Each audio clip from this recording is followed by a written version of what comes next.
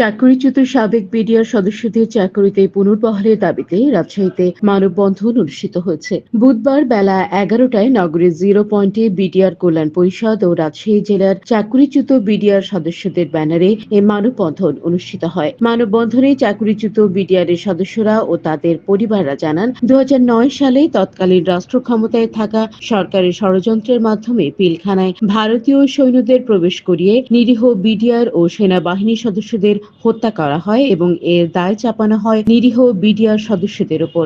আমরা এখানে উপস্থিত হয়েছি আমাদের ন্যায্য অধিকার আদায়ের জন্য।